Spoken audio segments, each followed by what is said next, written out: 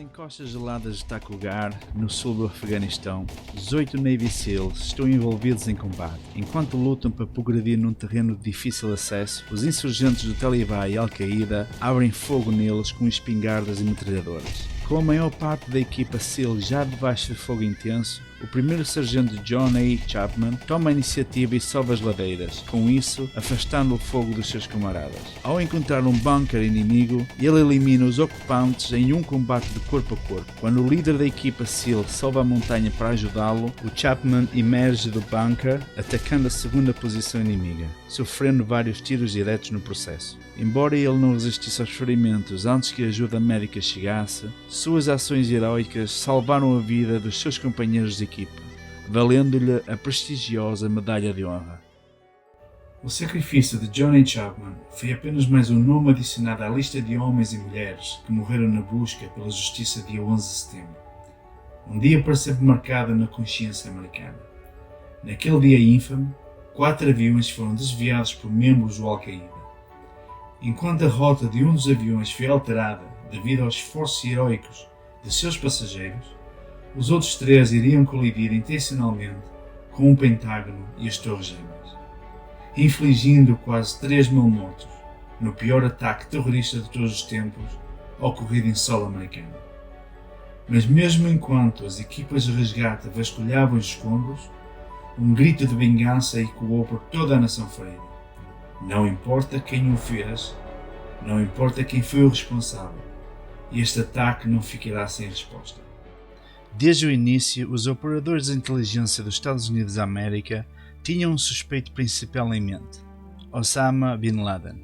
Chefe da Al-Qaeda e ex-membro de uma das famílias mais ricas da Arábia Saudita, Bin Laden já era suspeito de um atentado à bomba contra 2 embaixadas dos Estados Unidos na África Oriental, tendo assim o governo Clinton feito vários esforços para prendê-lo ou assassiná-lo em 1998 e 1999. Infelizmente, Bin Laden era um oponente amplo, quase capaz de escapar de qualquer armadilha. Mas com os holofotes internacionais agora firmemente voltados para as atividades da Al-Qaeda após o ataque de 11 de setembro, a pressão começou a aumentar sobre os seus principais apoiantes no Médio Oriente, os Talibã. Enquanto os Estados Unidos ainda lamentavam seus mortos, o presidente George W. Bush lançou um emocionante ultimato aos Talibã, que eram os governantes de facto do Afeganistão na altura. Sua mensagem foi clara e sucinta: expulsem o Al-Qaeda e entreguem Bin Laden, ou vamos despedaçar o seu regime ilegal e retirá-lo dos escombros nós mesmos. Os talibãs recusaram-se obstinadamente e assim o cenário foi montado para mais um conflito sangrento no Médio Oriente. Mas antes de discutirmos a invasão de 2001, vamos tomar alguns minutos para estabelecer alguns pontos. Historicamente falando, o Afeganistão tem sido uma das regiões mais tumultuosas e instáveis do mundo. Isolado dos seus vizinhos e altos picos do Hindu Kush, permaneceu como uma terra de agricultores e feudos tribais até o século XX. Qualquer desenvolvimento real na infraestrutura moderna foram rudemente interrompidos pela Revolução Comunista de 1978, que levou a uma invasão soviética um ano depois. Como nova linha da frente da Guerra Fria em curso, o Afeganistão recebeu atenção imediata de uma infinidade de atores estatais, incluindo os Estados Unidos, a Arábia Saudita e, o mais importante, o Paquistão. Desde que obteve a independência em 1947, o Paquistão tem tido boas razões para se imiscuir nos assuntos do Afeganistão. Tal como o fez a Alemanha no século XIX, os esforços diplomáticos para impedir uma aliança entre a França e a Rússia. O Paquistão investiu enormes quantidades de tempo e recursos para impedir que o Afeganistão estabelecesse laços com a Índia. Uma tal união isolaria o Paquistão e deixá-lo-ia vulnerável económica e militarmente.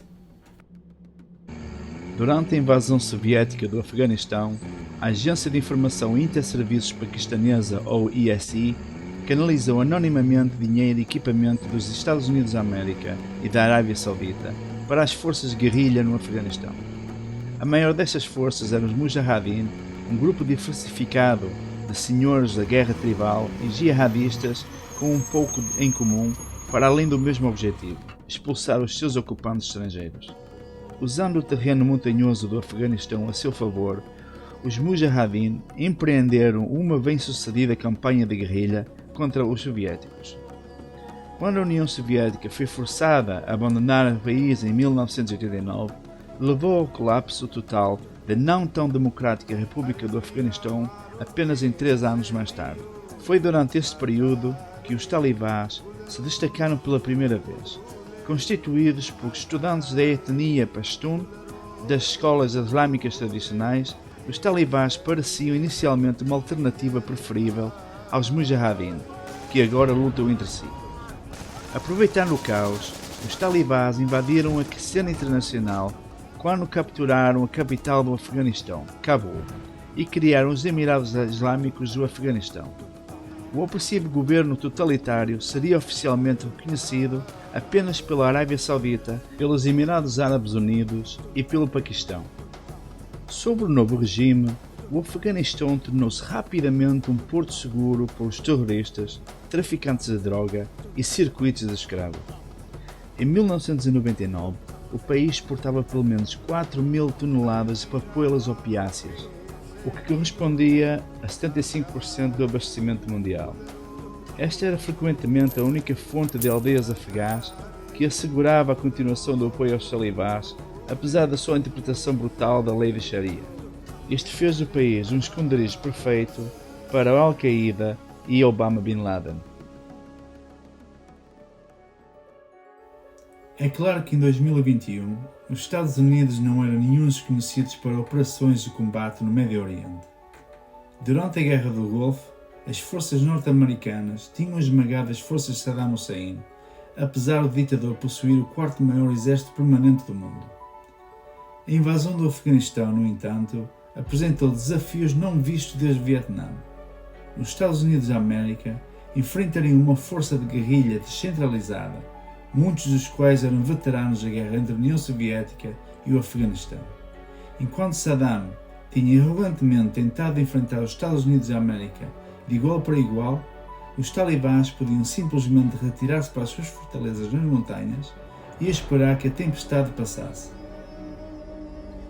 A chave para uma invasão bem-sucedida era cortar o apoio aos talibãs no Médio Oriente, o que significava lidar com o Paquistão, cuja agência de inteligência interserviços tinha sido um aliado ferrenho dos talibãs desde a sua inserção.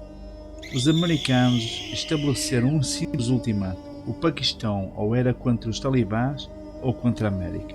Quando o líder dos serviços secretos do Paquistão implorou ao secretário de Estado adjunto americano Richard Armitage a considerar a complexa história da situação, Armitage simplesmente respondeu não. A história começa hoje. O Paquistão renunciou formalmente o seu apoio aos talibã no dia 15 de setembro, apenas 4 dias após o 11 de setembro. O passo seguinte foi estabelecer contacto com um único grupo no Afeganistão com capacidade de se opor aos talibã, a Aliança do Norte. Operando a partir do remoto vale de Panjshir, a Aliança do Norte era composta principalmente por ex-Mujahideen que concordaram em pôr de lado as suas diferenças e apresentar uma frente unida contra os seus inimigos. No dia 26 de setembro, uma equipe de 8 homens da agência CIA, operando sob o nome de código de Jawbreaker, chegou ao vale de Panjshir. O seu objetivo era assegurar a cooperação de uma aliança do Norte, uma tarefa consideravelmente facilitada pelos 3 milhões de dólares em dinheiro que tinham trazido consigo. Ao Jawbreaker juntou-se então um grupo de ações especiais, com o nome de Dagger, que começou a fornecer equipamento e formação às milícias da aliança. 10 dias mais tarde, a coligação de nações liderada pela América lançou uma campanha de bombardeamento aéreo. Os combatentes talibãs por todo o país tiveram as suas rotinas de oração matinal subitamente interrompidas por milhares de quilos de bombas a chover nas bases aéreas e outras infraestruturas militares. Em 24 horas, a rede de defesa aérea dos talibã foi obliterada e as forças terrestres estavam prontas para avançar. A coligação era composta por homens de várias nações, incluindo Estados Unidos, Reino Unido, Austrália, Canadá e Nova Zelândia. Mas no início apenas os Estados Unidos da América e o Reino Unido estavam diretamente envolvidos. Além disso, unidades das forças especiais de dezenas de países estavam envolvidas na invasão. Os primeiros esquadrões das forças especiais foram inseridos no Vale Aéreo Apache, através da mesma rota escolhida pelo grupo Jawbreaker. Ali reuniram-se com o comandante-geral da Aliança do Norte, Fahim Khan, e iniciaram uma longa e árdua caminhada através das montanhas até à cidade controlada pelos talibã de Mazar-i-Sharif. Simultaneamente, membros do Regimento 75 dos Rangers do Exército dos Estados Unidos da América foram largados de paraquedas numa pista aérea a sul de Kandahar. Graças às escaramuças com a Aliança do Norte mais próxima da cidade, apenas um único soldado talibã mais infeliz tinha sido deixado como guarda. Com essa pista de aterragem assegurada como base de operação avançada para operações posteriores, o assalto a Mazar-i-Sharif começou no dia 9 de novembro. Os talibãs entrincheiraram-se em torno da cidade, mas as suas fortificações apenas prolongaram o inevitável. Depois de a Força Aérea Americana passar alguns dias a bombardear os defensores, 2.000 combatentes da Aliança do Norte, liderados pelo general Abdul Rashid Dostum, invadiram a cidade para limpar qualquer resto de resistência. Depois de uma batalha que durou apenas 90 minutos, 700 combatentes talibãs foram mortos ou capturados. A Aliança do Norte sofreu menos de 50 baixas. A queda de Mazar-i-Sharif veio como um grande choque tanto para os talibãs como para o Comando Central dos Estados Unidos da América. Ambas as partes tinham assumido que a cidade resistiria durante meses e exigiria um longo período de brutais combates de rua para a libertação. Mas agora, o caminho para Cabul estava bem aberto e a Aliança do Norte não perderia tempo a avançar para sul em direção à capital. Para seu espanto, os talibãs não ofereceram muita resistência e Cabul caiu apenas 3 dias mais tarde. Este padrão continuou durante várias semanas. A resistência convencional foi praticamente inútil. O poder aéreo dos americanos era absoluto e aventurar-se em campo aberto era uma sentença de morte. A maior batalha travada durante este período foi na cidade de Kunduz, onde 5.000 talibãs e combatentes de Al-Qaeda foram cercados pelas forças de coligação durante 12 dias. Durante este período, o Regimento de Rangers número 75 conduziu ataques aos campos dos talibãs nos montes à volta de Kandahar. A América estava a enviar uma mensagem forte. As suas forças podiam estar em qualquer lugar, a qualquer momento, sem qualquer aviso. Não havia onde se esconder. Contudo, apesar de todos os progressos, as coisas estavam prestes a tomar um rumo abrupto para o pior. A 25 de novembro, uma revolta de prisioneiros eclodiu na prisão de Kolar Ganji, perto de Mazar-Sharif. Mais de 600 talibãs e prisioneiros de guerra da Al-Qaeda tomaram a fortaleza e o seu arsenal, que incluía armas pesadas, tais como metralhadoras e lança-foguetes.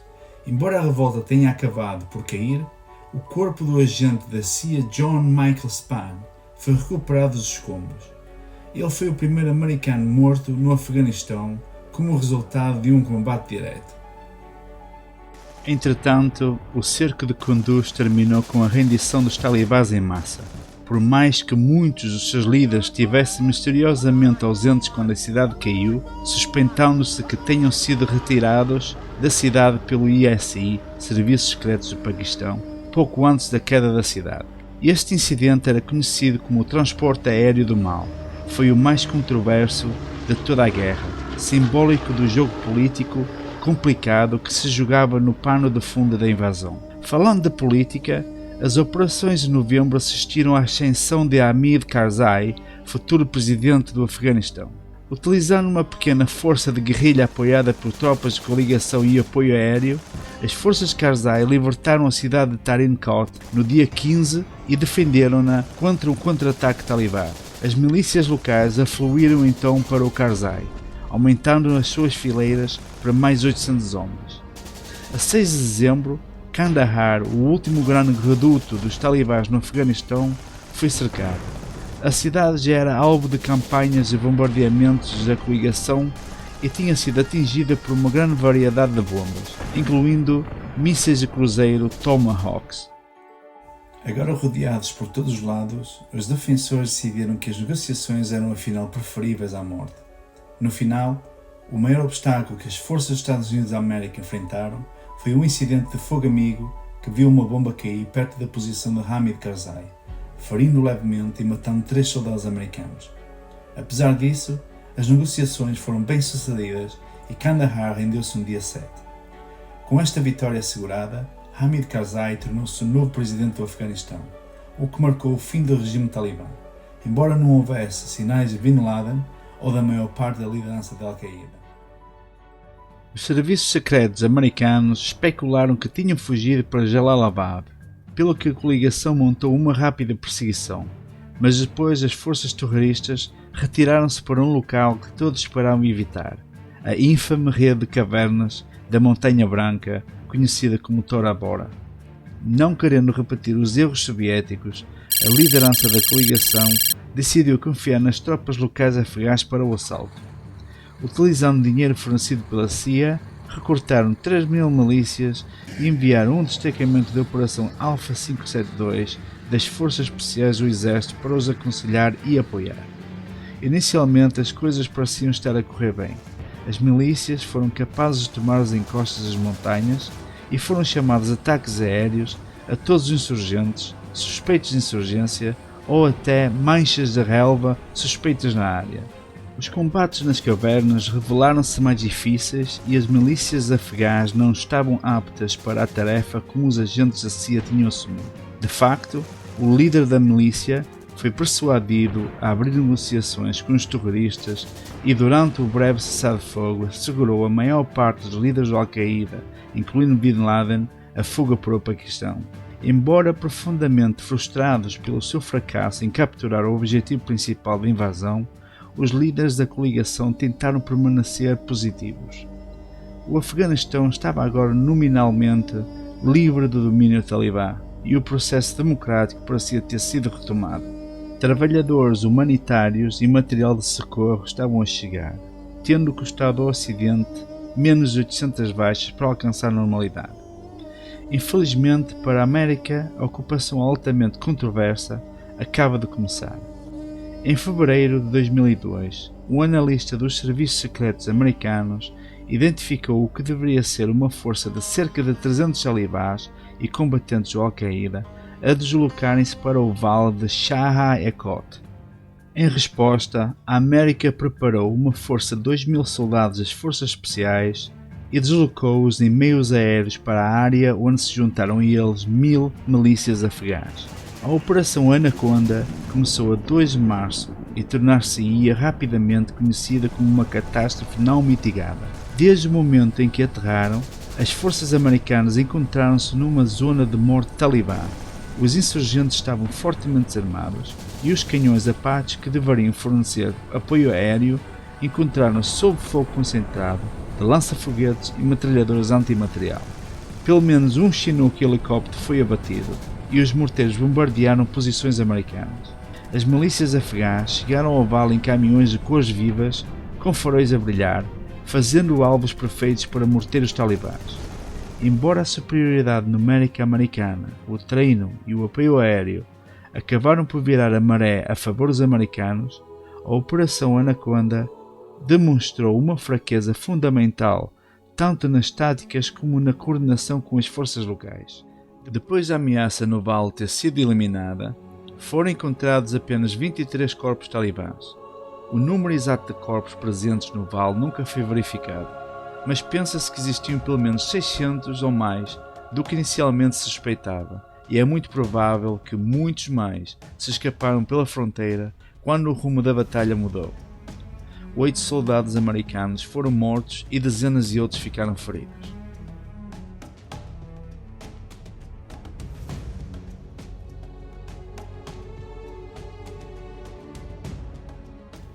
A vitória pírrica da Operação Anaconda deu ritmo e tom às operações americanas no Afeganistão para as próximas décadas. A guerra do Iraque em 2003 também desviou recursos da região, deixando o novo governo sancionatório da ONU praticamente impotente para além da capital Cabul.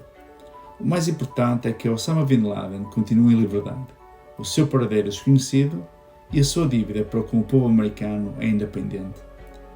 A caça ao homem do notório líder da Al-Qaeda continuaria muito depois das notícias do Afeganistão deixarem de fazer manchetes.